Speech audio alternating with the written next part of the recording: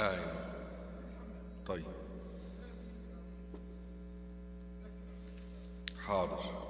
The brother want to remind you that sometimes you may not yourself mention Allah's name inside the bathroom, but you could have a medium which you did not structure to end up saying Allah's name, like a telephone.